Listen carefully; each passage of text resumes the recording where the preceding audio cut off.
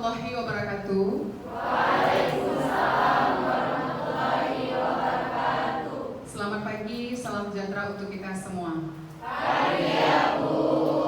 Ya, apa kabar adik-adik semua? Pagi ya Bu. Baik ya, alhamdulillah.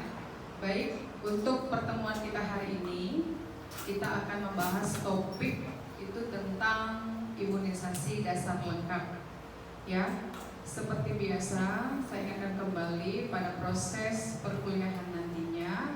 Saya mengharapkan kerjasama kita untuk dapat tertib dan aktif ya, karena keaktifan Anda merupakan salah satu bobot penilaian saya pada mata kuliah keperawatan anak. Bisa ya adik-adik semua? Bisa ya Bu. Oke ya. Jadi topik pembahasan kita pada hari ini adalah tentang imunisasi dasar lengkap. Ya, sebelum saya menjelaskan apa itu definisi imunisasi menurut beberapa ahli, saya ingin bertanya, apakah ada yang mengetahui di antara Anda apa itu imunisasi? Silakan.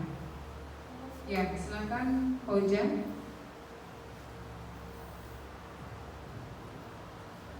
Permisi ya Bu, permisi ya teman. Izin ya Bu, perkenalkan nama saya Fauzia Irfana Putri.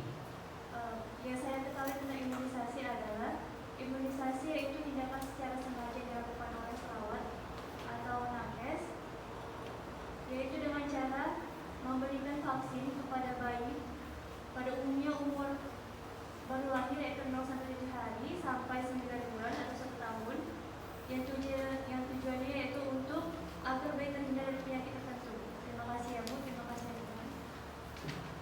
Baik, terima kasih ya Fauzia, sangat bagus jawabannya. Selanjutnya, apakah ada yang tahu jenis-jenis imunisasi yang wajib diberikan kepada bayi? Ada yang tahu? Ya, silakan.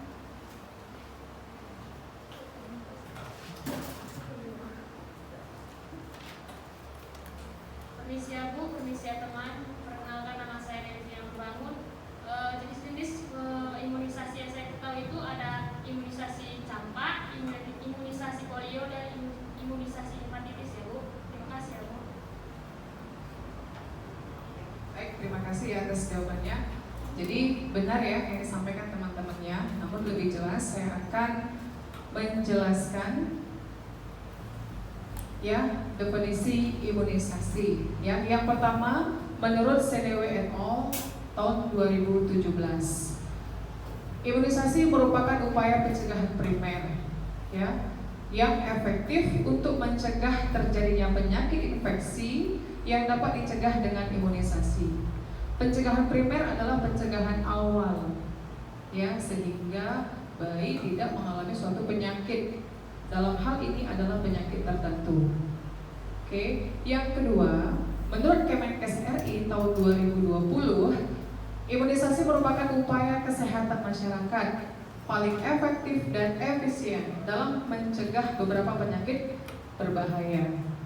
Ya, jadi kesimpulan dari definisi imunisasi itu adalah bahwasannya imunisasi itu merupakan upaya atau tindakan yang disengaja diberikan kepada bayi untuk membentuk antibodi, membentuk sistem kekebalan tubuh ya, dengan dimasukkannya antigen atau bakteri kepada tubuh si bayi sehingga tidak mengalami penyakit tertentu yang berbahaya. Paham ya definisi imunisasi? Paham, bagus. Selanjutnya pandemik COVID-19 ya. Pandemi COVID-19 itu terjadi pada tahun 2019 hingga saat ini. Nah, berdasarkan Rikesda tahun 2018, cakupan imunisasi dasar lengkap di Indonesia ya pada tahun 2016 itu 91,58%. Cukup tinggi ya imunisasi pada tahun 2016. Nah, pada tahun 2017, persentase cakupan imunisasi dasar lengkap itu 85,41%. Terjadi penurunan, ya. Nah, pada tahun 2018, cakupan imunisasi dasar lengkap ini 57,95%. Jadi sangat menurun sekali, ya, persentase bayi untuk diberikannya imunisasi dasar lengkap.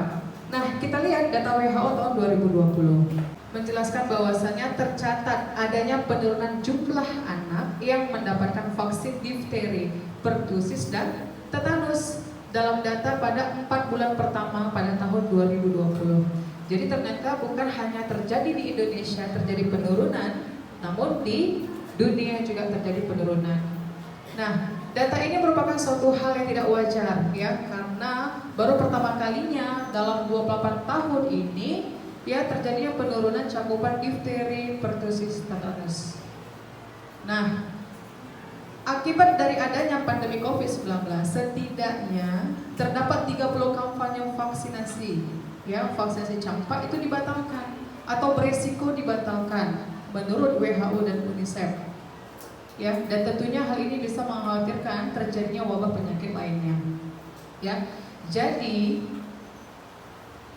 dampak dari adanya wabah COVID-19 ini membuat ya pelayanan kesehatan itu terhambat. Ya, tidak hanya itu, ya jadwal atau program rutin yang harus dilaksanakan oleh pemerintah itu juga terhambat. Salah satunya adalah program pemberian imunisasi dasar lengkap. Gitu ya. Nah, kalau sudah terjadi penurunan vaksinasi, terjadi penurunan imunisasi, kemungkinan yang terjadi apa? Angka kejadian penyakit tinggi, apalagi angka kesakitan tinggi, angka kematian bayi tinggi, ya, dan ini beresiko begitu, ya, munculnya status kesehatan yang tidak baik khususnya pada anak. Oke? Nah, kita lanjut.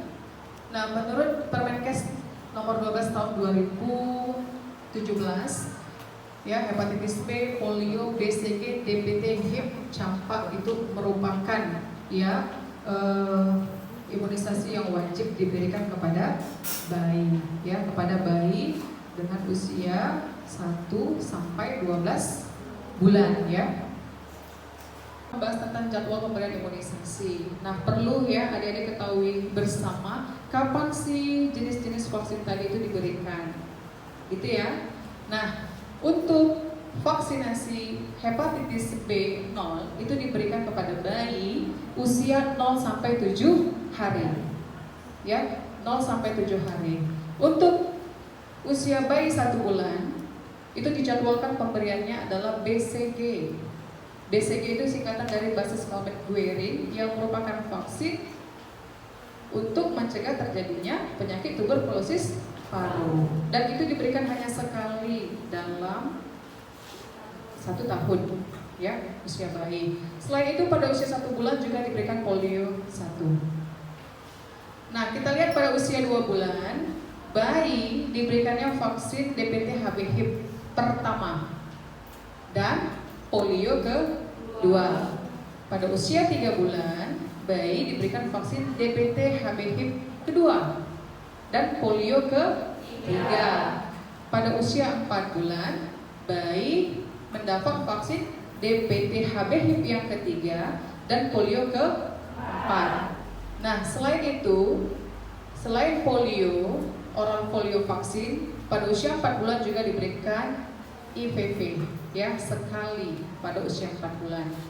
Dan pada usia 9 bulan bayi diberikannya vaksin campak, ya. Jadi vaksin campak juga hanya sekali diberikan selama usia 12 bulan. Oke? Sudah mengerti ya kapan waktu yang tepat vaksinasi diberikan kepada bayi?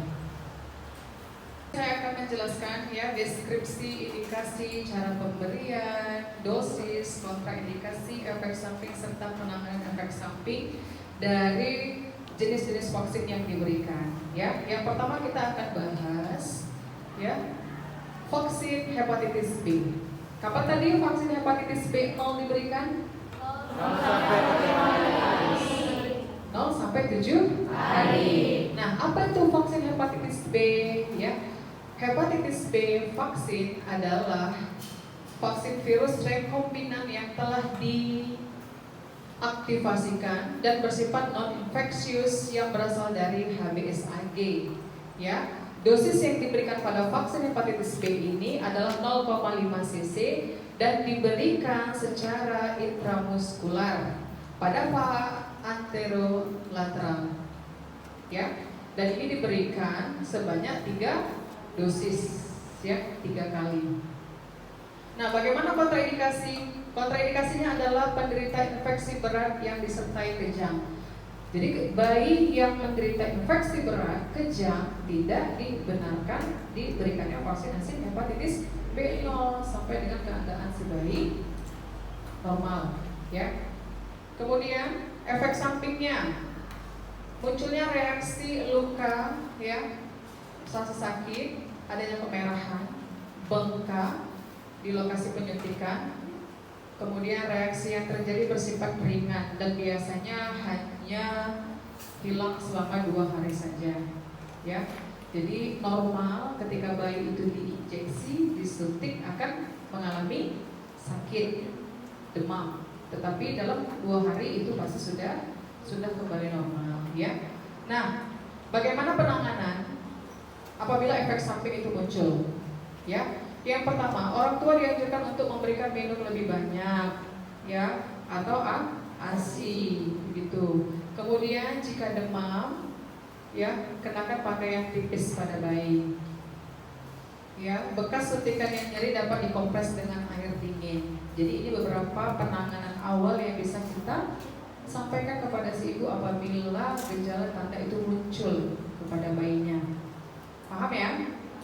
Nah, kita lanjutkan vaksin BCG, ya, Bacillus Calmette-Guerin, ya. Indikasinya apa? Untuk pemberian kekebalan aktif terhadap tuberkulosis. Jadi kenapa si bayi diberikan vaksin BCG? Agar tercegah dari penyakit tuberkulosis. Lalu kapan diberikan tadi BCG? Ya, betul, usia bayi 1 bulan, ya. Nah, bagaimana dosisnya? Dosis pemberian adalah 0,05 cc, diberikan hanya sekali dalam usia 12 bulan, dan penyuntikan secara intrakutan, ya, pada lengan atas, ya, insertio musculus deltoideus, ya. Nah, bagaimana efek sampingnya? 2-6 minggu setelah imunisasi BCG, daerah bekas suntikan timbul bisul kecil, ya, akan timbul bisul kecil, ya, di lokasi penyuntikan 2-6 bulan, ya. Kemudian akan timbulnya jaringan parut dengan diameter 2-10 mm. Nah, bagaimana penanganan kita? Ya, penanganan dari efek samping diberikannya vaksin BCG ini. Yang pertama, apabila terdapat ulkus, ya, kemudian ulkusnya itu mengeluarkan cairan, itu perlu dikompres dengan cairan antiseptik, ya. Yang kedua, apabila cairan bertambah banyak atau korek semakin membesar, anjurkan orang tua membawa bayi ke tenaga kesehatan, ya. Ini perlu kita sampaikan kepada orang tua. Jangan ditahan anaknya apabila, ya, terjadi gejala tanda yang berat ini, ya. Vaksin OPV, oral polio vaksin. Jadi pemberian polio ini ada 2 jenis, ada oral polio vaksin, ya, ada IPV. Kita bahas OPV terlebih dahulu. Nah, deskripsinya adalah vaksin polio trivalen yang terdiri dari suspensi virus poliomyelitis tipe 1, 2, 3, ya, yang sudah dilemahkan. Indikasinya adalah untuk pemberian kekebalan aktif terhadap penyakit poliomyelitis. Jadi penyakit poliomyelitis itu adalah penyakit yang mengalami kekakuan otot pada kaki, ya. Pada bayi atau pada anak bergerak poliomyelitis ini, anak akan susah berjalan normal, mudah terjatuh, lelah, ya, bisa mengakibatkan terjadinya fraktur tulang kaki, ya. Nah, bagaimana cara pemberian dosisnya? Dosis diberikan secara oral melalui mulut, ya. 1 dosis itu 2 tetes. Berapa kali polio diberikan pada bayi? 4 kali, ya. Masing-masing, ya, masing-masing dosis itu 2 tetes secara oral. Nah, bagaimana kontraindikasinya pada individu yang penderita imundeficiency? Tidak ada efek berbahaya yang timbul akibat pemberian polio pada anak yang sedang sakit. Ya, kemudian efek samping ya kemungkinan terjadi itu sangat jarang sekali. Bagaimana penanganan efek samping? Ya orang tua tidak perlu melakukan tindakan apapun karena memang dari semua jenis imunisasi dasar lengkap ini jarang terjadi efek samping. Ya, karena memang pemberiannya melalui oral. Ya, 4 bulan dan hanya sekali ya selama waktu 12 bulan ya. Kita lihat dosis yang diberikan itu adalah 0,5 cc ya. Kemudian injeksi polio vaksin ini diberikan secara intramuskular pada bagian paha anterolateral, hanya sekali saja. Nah, bagaimana kontraindikasinya? Kontraindikasinya yang pertama sedang menderita demam, penyakit akut atau penyakit kronis progresif, hipersensitif pada saat pemberian vaksin ini sebelumnya. Efek samping yang mungkin timbul adalah reaksi luka pada tempat penyuntikan, nyeri pemerahan, indurasi, pembengkakan, ya, dan terjadi dalam waktu 48 jam setelah penyuntikan dilakukan. Nah, bagaimana penanganan dari efek samping yang muncul itu juga perlu kita ketahui ya. Anjurkan orang tua untuk memberikan minum lebih banyak ya, termasuk ASI. Kemudian jika demam kenakan pakaian yang tipis, berikan suntikan yang nyeri, bekas suntikan yang nyeri dapat dikompres dengan air dingin. Ya, itu beberapa penanganan awal yang bisa kita jelaskan kepada orang tua. Baik, selanjutnya kita akan bahas ya vaksin DPT, HB, HIP ya, difteri, pertusis, tetanus, hepatitis B, hemophilus influenza tipe B. Nah, vaksin DPT, HB, HIP ini digunakan untuk pencegahan terhadap difteri, tetanus, pertusis.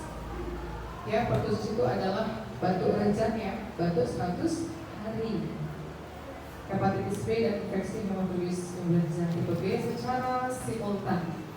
Nah, bagaimana dosis dan cara pemberiannya? Vaksin DPT, HB, HIP ini diberikan sekali dosis itu 0,5 cc dan diberikan secara intramuskular ya di bagian paha anterolateral. Nah, kontraindikasinya itu kejang atau gejala merah otak pada bayi baru lahir dan kelainan saraf serius. Ini tidak boleh diberikan vaksin DPT, HB, HIP. Ya. Kemudian efek samping ya yang mungkin muncul itu adalah reaksi lokal sementara, sama ya seperti DCP timbulnya, pembengkakan, nyeri, kemudian pemerahan lokasi penyuntikan, adanya demam. Ya, demam dapat timbul dalam sejumlah besar kasus. Kadang-kadang reaksi berat seperti demam tinggi, ya. Namun tidak perlu khawatir karena ini biasa terjadi dalam waktu 24 jam saja ketika proses penyuntikan vaksin dilakukan. Nah, bagaimana penanganan efek samping? Ya, sama seperti sebelumnya. Orang tua dianjurkan untuk memberikan lebih banyak ASI. Kemudian jika demam melakukan kompres, kenakan pakaian yang tipis. Jika demam diberikan paracetamol yang 15 mg per kilogram berat badan setiap 3-4 jam. Jadi boleh ya. Jadi boleh kita berikan obat tetapi sesuai dengan dosisnya. Dilihat usia si bayi, gitu ya. Selanjutnya adalah vaksin campak ya. Vaksin campak ini ketika sekali dalam usia bayi 12 bulan dan diberikan secara subkutan ya pada lengan bagian atas kiri. Ya, kalau tadi BCG sebelah kanan, kalau dia campak pada lengan atas sebelah kiri ya. Sama halnya juga apabila lokasi penyuntikan timbul rasa sakit, merah, bengkak, penanganan juga bisa dianjurkan orang tua untuk lebih banyak memberikan ASI, kenakan pakaian tipis dan boleh juga diberikannya obat paracetamol ya sesuai dengan usia anak. Oke, baik, demikian penjelasan tentang imunisasi dasar lengkap ya. Selanjutnya saya buka sesi tanya jawab. Jika ada yang ingin ditanyakan dan kita diskusikan itu saya persilahkan. Silakan, ada yang ingin bertanya? Ya. Kenalkan, nama saya Mikael Todi. Saya ingin bertanya, Bu, bagaimana jika bayi sudah umur 3 bulan, tapi ibu lupa memberikan vaksin BCG? Bagaimana, Bu? Terima kasih, Bu. Ya, baik, terima kasih ya Mika, pertanyaannya bagus. Nah, maka jawabannya adalah yang pertama, kalau si ibu membawa bayi ke Vaskes dengan gejala demam batuk, ya, maka sebelum diberikannya vaksin BCG itu harus dites dulu. Ya, tes apa? Tes ya, apakah si bayi mengidap penyakit tuberkulosis paru atau tidak, dengan cara tes tuberkulin atau mangel tes. Nah, tes tuberkulin ini ya dilakukan dengan memasukkan bakteri tuberkulosis yang sudah dilemahkan ke jaringan kulit, diberikan secara intrakutan, kemudian dicek selama 72 jam ke depan. Ya, hasilnya apabila ya positif tuberkulosis paru, maka vaksin BCG tidak lagi diberikan. Kenapa? Karena tidak ada lagi manfaatnya. Karena vaksin BCG itu mencegah terjadinya tuberkulosis paru. Dan ternyata tadi positif tuh, ya, maka tidak lagi diberikan karena BCG juga merupakan vaksin untuk pencegahan bukan pengobatan. Lain halnya, kalau jika hasil tuberkulin negatif tuberkulosis paru, maka ya masih dibenarkannya untuk diberikan vaksin BCG. Begitu ya, Mikael, paham ya? Baik ya, demikian topik pembahasan kita tentang imunisasi dasar lengkap ya, semoga bermanfaat dan Anda memahami ya dengan baik apa yang saya sampaikan ya. Selanjutnya saya juga akan memberikan kesempatan kepada adik-adik untuk bertanya, berdiskusi bersama. Selain tadi waktu sharing kita di sini ya, saya juga akan berkesempatan untuk di ruang chatting ya, di grup kita ya dari WA dan Classroom. Saya juga akan membuka kesempatan apabila ada hal-hal yang mau ditanyakan terkait materi-materi pembelajaran kita, itu saya akan dengan senang hati ya merespon ya untuk adik-adik semua ya. Mungkin selanjutnya saya coba terima kasih atas kerjasama kita, tertib dan aktifnya kelas ini. Semoga Anda tuh sukses di kemudian hari ya. Amin. Baik, terima kasih. Saya sudahi dengan assalamualaikum warahmatullahi wabarakatuh.